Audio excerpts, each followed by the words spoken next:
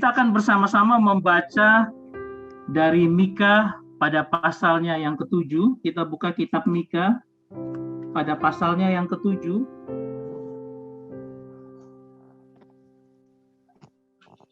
Ayat yang ke-14 sampai dengan ayatnya yang ke-20.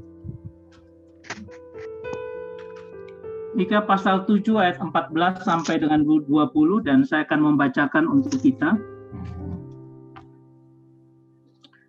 Gembalakanlah umatmu dengan tongkatmu, kambing domba milikmu sendiri, yang terpencil mendiami rimba di tengah-tengah kebun buah-buahan. Biarlah mereka makan rumput di Basan dan di Gilead, seperti pada zaman dahulu kala. Seperti pada waktu engkau keluar dari Mesir memperlihatkan kepada kami keajaiban-keajaiban. Biarlah bangsa-bangsa melihatnya dan merasa malu atas segala keperkasaan mereka. Biarlah mereka menutup mulutnya dengan tangan dan telinganya menjadi tuli. Biarlah mereka menjilat debu seperti ular, seperti binatang menjalar di bumi. Biarlah mereka keluar dengan gemetar dari kubunya dan datang kepada Tuhan Allah kami dengan gentar, dengan takut kepadamu. Siapakah Allah seperti engkau yang mengampuni dosa, yang memaafkan pelanggaran dari sisa-sisa miliknya sendiri, yang tidak bertahan dalam murkanya untuk seterusnya, melainkan berkenan kepada kasih setia? Biarlah ia kembali menyayangi kita, menghapuskan kesalahan-kesalahan kita, dan melemparkan segala dosa kita ke dalam tubir-tubir laut. Kiranya engkau menunjukkan setiamu kepada Yakub dan kasih-Mu kepada Abraham, seperti yang telah kau janjikan dengan bersumpah kepada nenek moyang kami sejak zaman purba kala. Demikianlah pembacaan firman Tuhan. Terpujilah Tuhan. Haleluya. Haleluya.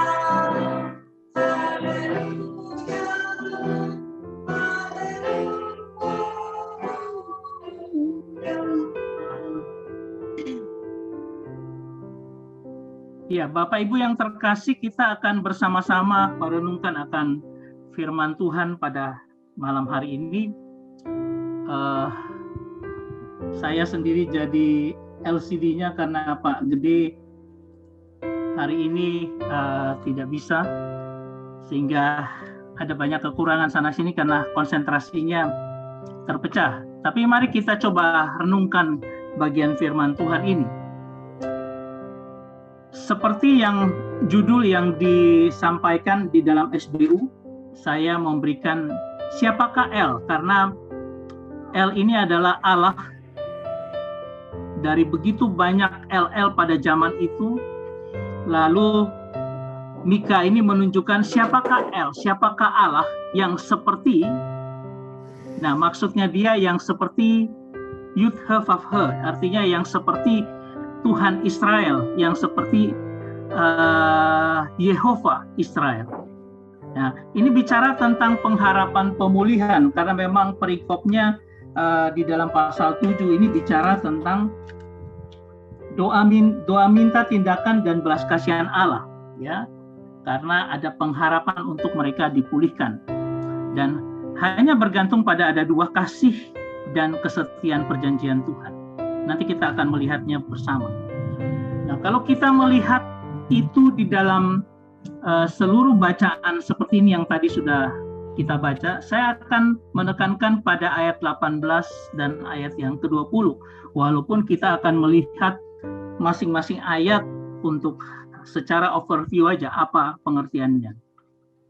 Tapi sebelumnya saya akan melihat kita untuk sedikit melihat akan sedikit video tentang latar belakang daripada kitab Mika ini. Coba kita lihat bersama.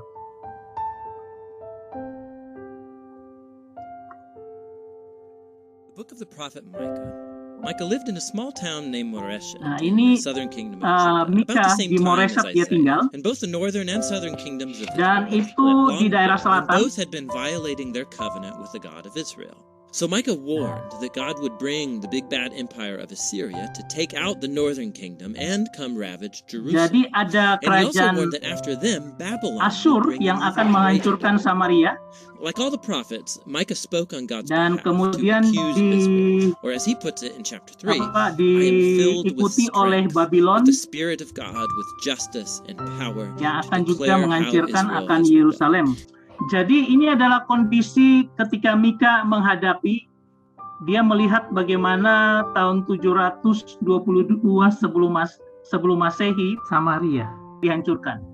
Dan sekarang dia berhadapan dengan Yerusalem, kerajaan selatan. Dan dia begitu gregetannya untuk melihat kebobrokan yang ada, kesombongan, ketidakadilan yang dilakukan di Yerusalem, ya. Dan dia sudah katakan bahwa Babylon akan menyerang, ya. Dan di ayat yang dikatakan di pasal 3 ayat 8 dikatakan, tetapi aku ini penuh dengan kekuatan, dengan roh Tuhan, dengan keadilan dan keperkasaan untuk memberitakan kepada Yakub pelanggarannya dan kepada Israel dosanya. Nah, coba kita lihat lagi With strength, with the Spirit of God, with justice and power, to declare how Israel has rebelled. Ketika Israel pecah menjadi dua kerajaan, utara dan selatan, maka Nabi Mika fokus melayani di daerah selatan. Mika melakukan tugasnya sebagai nabi selama 55 tahun. Di masanya, Yehuda mengalami 3 kali berganti kepemerintahan, yakni di masa Raja Yotam 742 sampai 735 sebelum Masehi, Raja Ahaz 735 sampai 715 sebelum Masehi, dan Raja Hizkia 715 sampai 687 sebelum Masehi.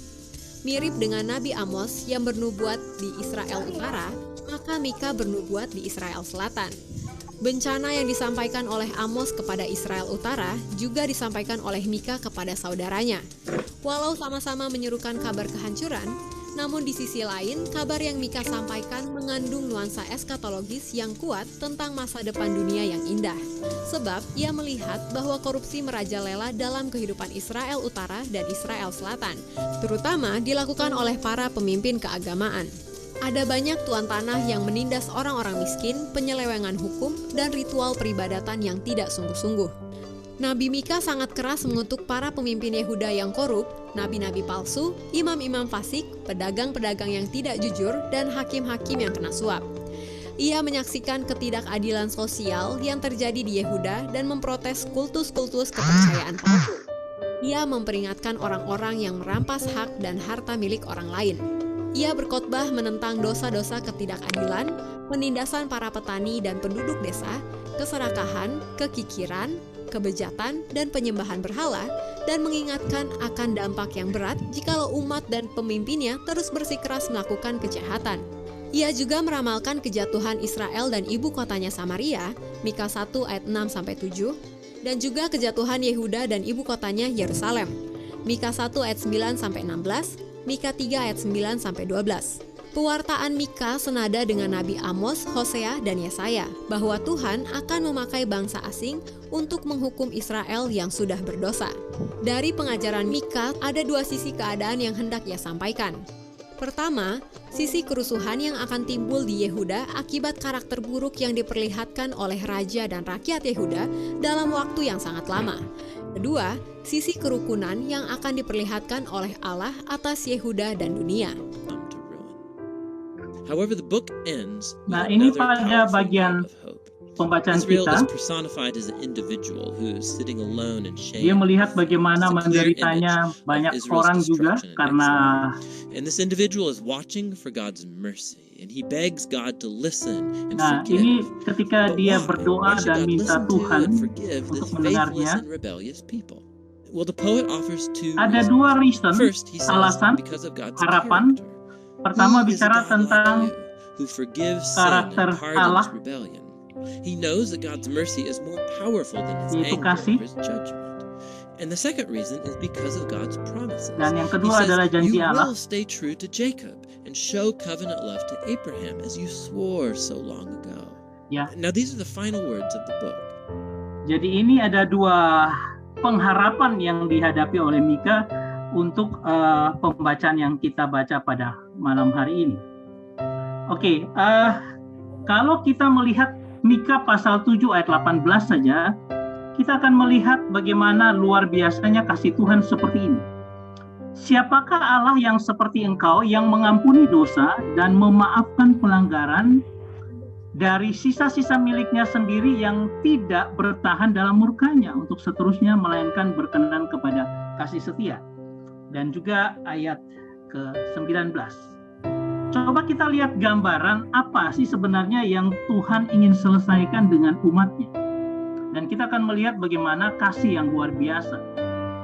Kata-kata dosa, pelanggaran, kesalahan itu dalam bahasa Ibrani itu berbeda-beda. Contohnya ketika dia berkata tentang dosa, mengampuni dosa, kata yang dipakai adalah kata avon. Dan kata avon ini adalah iniquity. Iniquity itu seperti satu kecenderungan. Jadi manusia ini punya satu kecenderungan untuk berbuat dosa. Dan itu yang Tuhan bilang, aku mengampuni kecenderunganmu berbuat dosa. Dosa yang ada di dalam yang belum keluar. Sama seperti Daud ketika dia lagi berjalan-jalan di atas soto rumahnya. Daud ini memiliki sebuah kecenderungan untuk apa? Untuk keinginannya untuk melihat wanita yang cantik, dia punya keinginan seperti itu. Dan ketika dia sedang santai seperti itu, ada iniquity, ada kecenderungan yang dia mulai tidak menjaga itu, tetapi dia membiarkan dan akhirnya terjadi apa yang disebut dengan pelanggaran. Pesta artinya transgression. Transgression artinya pelanggaran yang belum sampai kepada dosa, sin, melakukannya, tetapi sudah merancangkan dalam hati. Keinginan itu sudah timbul dan sudah mulai dirancangkan di dalam hatinya. Nah, kalau kita melihat pada ayat 9, dikatakan menghapuskan kesalahan-kesalahan itu tetap iniquity, kecenderungan itu. Tetapi ketika dia berkata melemparkan segala dosa kita ke dalam tubir, ini adalah menggunakan kata cata'ah, artinya apa? Sin, artinya dosa yang sudah dilakukan. Seperti Daud ketika dia sudah melihat ada iniquity dalam dirinya, tetapi dia mulai merancangkan dan mengingini akan Batsheba, dan akhirnya dia menghampiri Batsheba dan itu jadi dosa. Dan ini di Mazmur 51 yang betul-betul kita bisa melihat dari dari iniquity, dari dosa di dalam hati, kemudian pemberontakan dari transgression maupun dosa yang dia lakukan ketika dia mengaku itu di hadapan Tuhan. Ya, jadi ini dia yang menjadi permasalahan yang ada dalam kehidupan orang Israel, bahkan di dalam kehidupan kita. Dan kita akan mengenal karakter Allah yang luar biasa karena kasih-Nya. Lalu dikatakan, siapakah Allah yang bisa memaafkan pelanggaran umatnya, memaafkan iniquity, kecenderungan. Tuhan tahu kita manusia berdosa dan kita punya kecenderungan untuk berbuat dosa. Dan Tuhan bilang, aku mengerti, aku ampuni. Seperti itu. Atau dikatakan, dia tidak bertahan dalam murkanya, dia tidak selamanya akan murka. Karena apa? Dia ingat kasih-Nya. Dan kalau kita bicara tentang kasih ilahi, itu artinya apa? Allah sebelum ada dunia, sebelum ada segala sesuatu, dia adalah Allah, adalah kasih. Ya. Dan dia berkenan kepada kasih setia. Artinya apa? Kasih-Nya itu penuh dengan kesetiaan. Tidak pernah dia tidak mengasihi, dia tetap ada dalam kasih. Tapi ketika umatnya melakukan dosa, dia akan menghukum akan umatnya itu. Dan dikatakan dia menghapuskan kesalahan. Ya, kalau kita melihat di bagian yang ayat 19 akan dikatakan dia membuang dosa-dosa kita di dalam tubir-tubir laut. Itu dosa yang kita sudah kerjakan, yang sudah kita lakukan, yang tidak berkenan kepadanya. Tetapi bagian kedua, ya ini melemparkan dosa kita, dan bagian kedua itu bicara tentang janji kasih setia Tuhan. Karena Tuhan sudah berjanji kepada Abraham, dan kepada Abraham ini dia menjanjikan dua hal. Ya, kalau kita lihat yang utama, pertama dia janji akan memberikan tanah perjanjian, kepada keturunanmu akan kuberikan tanah, yaitu tanah perjanjian. Dan seluruh perjanjian lama ketika mulai dari Abraham sampai dengan Musa dan seterusnya, itu bicara tentang tanah perjanjian yang Tuhan janjikan. Nah, ini juga bicara lebih jauh tentang Yerusalem baru yang Tuhan akan janjikan bagi kita semua. Ya. Dan yang kedua bicara tentang keturunan. Tuhan akan memberikan keturunan Abraham untuk tanah perjanjian. Tetapi ketika kita mengerti itu di dalam Galatia pasal 3 ayat 16 dikatakan, adapun kepada Abraham diucapkan segala janji itu, dan kepada keturunannya. Tidak dikatakan kepada keturunan-keturunannya jamak, seolah-olah dimaksud banyak orang, tetapi hanya satu orang. Dan kepada keturunanmu, yaitu Kristus. Ya. Jadi janji Allah ini melampaui apa yang bisa dialami oleh orang Israel atau orang Yehuda pada waktu itu. Di mana apa? Janji Allah ini jauh lebih besar. Yaitu apa? Nah, nanti kita akan melihat secara keseluruhan seperti ini. Saya membuat skema grafis Mika pasal 7 ayat 14 sampai dengan ayat ke-20. Kalau kita lihat latar belakangnya adalah kebejatan dan kemerosotan total daripada bangsa Israel. Bahkan di dalam pasal 7 ayat 1 sampai dengan 6 itu dikatakan tentang kemerosotan akhlak Israel. Jadi ini orang yang sudah benar-benar merosot akhlaknya. Dan Mika tinggal di tengah orang seperti itu.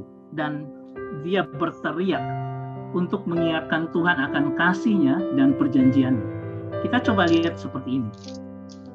Pada ayat 14 dikatakan, gembalakan dombamu. Ini satu pengharapan bagaimana Tuhan kembali menggembalakan umatnya. Dan dikatakan di situ, yang terpencil mendiami rimba di tengah-tengah kebun buah-buahan.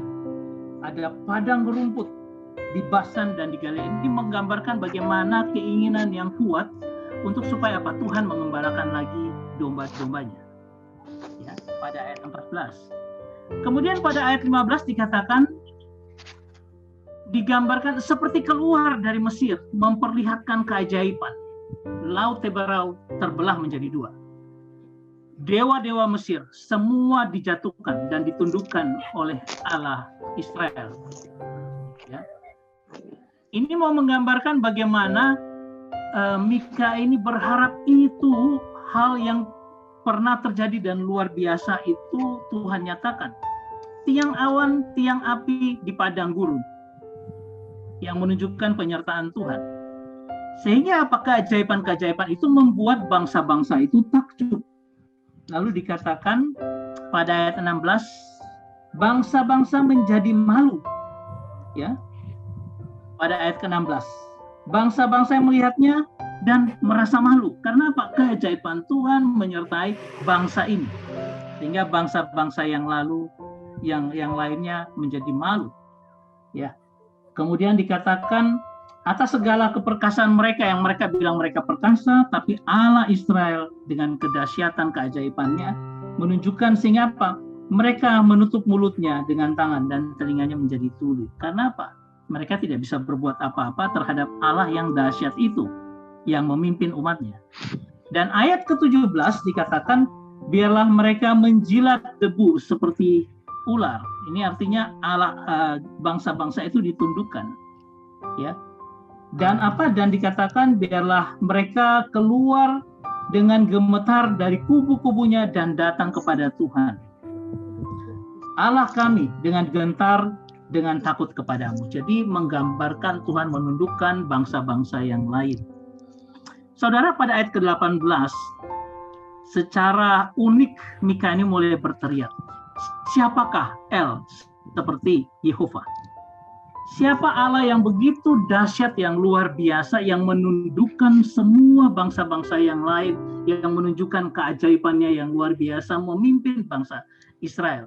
Kenapa? Tidak ada El. El ini artinya adalah Allah bangsa Israel, ya, yang banyak LL yang lain, tetapi ini L yang satu-satunya yang adalah Tuhan, yang adalah Tuhan Allah Israel, Tuhannya Israel, pakai tetragrammaton Yud Vav He, yang artinya Yehova, Allah yang dahsyat dan luar biasa, Allah yang pribadi, yang mereka kenal di kalangan orang Israel, Allah yang mengasihi mereka. Dan dikatakan pada ayat 18, yang mengampuni dosa, memaafkan pelanggaran, tidak lama murkanya, dan kasihnya itu setia. Ini mau menunjukkan harusnya kamu mengenal akan Allah yang luar biasa ini, Allah yang penuh dengan cinta kasih, yang mengampuni dosa-dosa kita. Kemudian pada ayat 19 dikatakan dinyatakan kembali, dan Tuhan kembali menyayangi kita, menghapus akan dosa-dosa kita, ya, kesalahan kita, bahkan Dia membuang akan dosa kita, melempar dosa itu ke tubir laut, artinya Dia mengenyahkan dosa-dosa kita yang lalu, dan Dia tidak mengingatnya kembali. Nah, ini menuju pada sesuatu yang kita sebut pemulihan Tuhan yang terjadi atau yang diharapkan oleh Mika. Ayat 20, kasih setiamu dalam perjanjian kepada Abraham. Ini yang unik ketika dia mengingatkan kepada perjanjian Abraham. Kenapa? Karena perjanjian Abraham seperti yang saya sudah katakan sebelumnya adalah tanah perjanjian yang dijanjikan, dan kemudian keturunanmu yaitu Yesus yang akan menghapus semua dosa. Kalau kita lihat rangkaian ini, kita akan menyatakan bahwa ayat 14, 15, 16, dan 17 itu menuju kepada tanah perjanjian. Ketika menggambarkan perjalanan dari keluar dari Mesir sampai ke tanah perjanjian, menundukkan bangsa-bangsa yang lain. Ketika Allah memimpin mereka melalui Musa di padang gurun. Nah, ini untuk Yosua membawa mereka ke dalam tanah perjanjian. Tetapi konotasinya bagi kita, implementasi bagi kita, bahwa Tuhan akan menyediakan sebuah tanah perjanjian, yaitu Yerusalem baru bagi kita. Bukan hanya sekedar tanah perjanjian yang sudah dinikmati oleh Israel di Kanaan. Ya, ini janji kekal Allah kepada Abraham dan keturunannya. Nah, keturunan yang dimaksud sini bukan sekedar keturunan Israel secara fisik, tetapi bicara tentang keturunan yang adalah Yesus, yang akan menjadi berkat bagi bangsa-bangsa dunia, yang akan menghapus dosa. Sehingga ketika kita bicara seperti ini, keturunan itu adalah ketika Allah sanggup mengampuni dosa manusia ketika perkara dosa itu diselesaikan oleh Yesus. Bagaimana Allah melempar dosa ke dalam tubir-tubir laut kalau tanpa penebusan Kristus? Sehingga dua janji perjanjian Allah dengan Abraham ini menjadi nyata dalam kehidupan orang Israel dan kita juga. Ya. Ketika Tuhan menjanjikan bahwa Dia akan datang kembali membawa kita kepada Yerusalem baru, tanah perjanjian itu. Tetapi juga Dia akan datang kembali, dan Dia sudah menebus kita, dan Dia sudah mengampuni segala dosa kita melalui pengorbanannya di salib. Sehingga Allah mengampuni dan menyayangi kita, menghapus segala kesalahan kita. Jadi Mika ini dalam keterpurukan seperti itu, dia melihat bahwa kita harus datang kepada Tuhan berdasarkan janji setia Tuhan. Ketika kita merubah akan hidup kita. Nah, perubahan yang Tuhan inginkan sebenarnya sudah kelihatan sekali ketika kita membaca Mika pasal 3 ayat 1b. Ini yang menjadi bahan perenungan kita ketika kita kemarin hari Minggu. Bukankah selayaknya kamu mengetahui keadilan? Ya. Mereka menjadi seperti ini, total merosot, akhlaknya bejat dan sebagainya, kebobrokan. Karena apa? Karena mereka tidak mengenal siapa El itu, atau mereka tidak mengetahui atau mengenal tentang keadilan. Saudara, ketika kita datang kepada Tuhan, lalu kita belajar mengenal Dia, kita akan mengenal keadilan Tuhan seperti apa, kejujuran Tuhan, Dan itu membuat kita tidak akan mengalami apa yang terjadi pada orang Israel.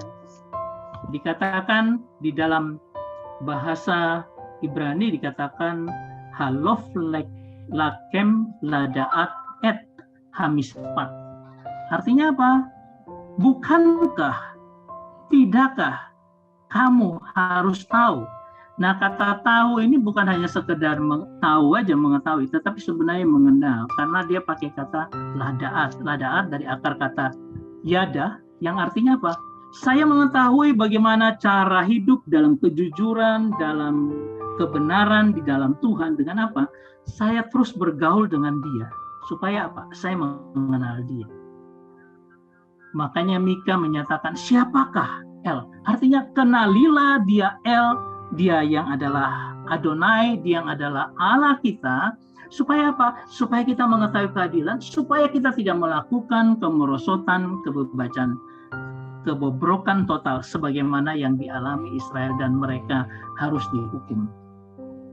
Saudara yang terkasih, bagian kita belajar ini adalah, saya merefleksikannya seperti ini. Sebenarnya sudahkah kita mengenal Allah kita? Ya, Tuhan kita yang ajaib dan dahsyat itu sudah kita kenal. Dengan cara apa? Dengan cara kita membangun iman kita. Untuk apa? Mengerti akan kasih-Nya, kasih setianya. Dia yang adalah kasih karena apa? Sejak semula belum ada apapun diciptakan, Allah itu kasih. Dan kasih-Nya itu setia untuk kita. Bagi anak-anak Tuhan yang mau mengenal dia, kasih-Nya itu pasti setia untuk kita selama-lamanya. Dan dia tahu perjanjian kekalnya kepada Abraham, ya, sehingga dia akan memenuhi itu ketika apa? Dia mengembalikan kita dan memberikan kita tanah Kanaan, dan juga dia mengampuni dosa kita dalam perjanjian kekalnya. Yang kedua adalah, sudahkah kita mengenal keadilan Tuhan dan kebenarannya supaya apa? Teraplikasi dalam kehidupan kita. Bagaimana harusnya saya hidup di hadapan Tuhan? Bagaimana seharusnya saya beribadah? Bagaimana seharusnya saya bergaul dengan Tuhan setiap hari? Tidak mungkin kalau kita tidak membaca firman Tuhan, mendengar firman Tuhan setiap hari dalam kesetiaan kita mau teguh di dalam Tuhan. Kemarin kami PA Pronimus dan ada seorang ibu yang bersaksi, ya, kita membiasakan di PA kita bersaksi tentang apa yang kita alami. Saya melihat sebuah kesaksian yang luar biasa. Ini keluarga ini mengalami satu pergumulan ketika adik daripada ibu ini yang bersaksi ini menyatakan bahwa adik saya itu kakinya ini mulai ada bentol-bentol merah dari kaki di bawah, kemudian naik terus, dan ini menjadi pergumulan dari seluruh keluarga. Mereka berdoa, berteriak kepada Tuhan supaya apa? Terjadi kesembuhan bagi adik daripada ibu ini. Tetapi yang terjadi adalah apa? Bentol-bentolnya itu makin naik sampai ke paha. Dan keputusan dokter di tengah kondisi pandemi yang tadi, karena memang sulit cari rumah sakit dan sebagainya, harus diamputasi. Kalau dibiarkan, dia akan naik sampai dengan ke paru-paru, ke hati, dan dia akan merusak semua, dan yang adiknya ini akan meninggal. Tetapi tiba-tiba ibu itu berubah dari sebuah kata-kata yang begitu saja, tiba-tiba bilang, Tuhan itu baik. Tuhan itu sangat baik. Ya. Saya bertanya, kenapa Tuhan itu baik bagi dia dalam kondisi seperti itu? Ya, karena apa? Dia melihat ketika mereka berdoa, bergumul, dan mau tak mau harus diamputasi. Yang terjadi adalah apa? Operasi berjalan dengan baik dan akhirnya sudah bisa pulang ke rumah. Dan itu penyataan kebaikan Tuhan. Ya, yang saya lihat adalah di tengah keterpurukan seperti itu ada pemahaman, ada pengenalan iman yang luar biasa. Tuhan itu tetap baik ketika apapun tidak baik. Ini mau lahir dari mana? Ini lahir dari adalah pemahaman kepada Tuhan yang terus-menerus Dan kita ketika menghadapi masalah yang luar biasa seperti itu, kita punya respon yang luar biasa. Ada lagi sebelumnya kesaksian dari seorang ibu juga yang menyatakan ketika awal pandemi, bukan awal yang Maret lalu, tapi awal yang Corona COVID Delta ini, banyak orang di sekitarnya, di kampungnya itu di RT-nya lah, itu sudah depan sakit COVID meninggal, kiri kanan meninggal, semua banyak meninggal, dan itu menunjukkan satu ketakutan yang luar biasa dari orang-orang. Karena apa? Sebelah-sebelahnya banyak yang kena COVID dan meninggal. Tetapi ketika dia tetap bilang, aku mau bertekun minta Tuhan untuk saya tetap teguh dalam Tuhan dan berharap pada Tuhan. Dan ketika itu Tuhan lewatkan semuanya dan semuanya bisa kembali seperti normal, seperti ada. Walaupun juga kena COVID, tapi Tuhan pelihara, tetap Tuhan jaga kehidupan. Saudara yang terkasih, sebuah kedewasaan tidak lahir dalam waktu 1 malam 2 malam. Kedewasaan rohani lahir dari apa? Pergumulan belajar firman, pergumulan dengan Tuhan, baca firman Tuhan setiap hari, itu akan membangun.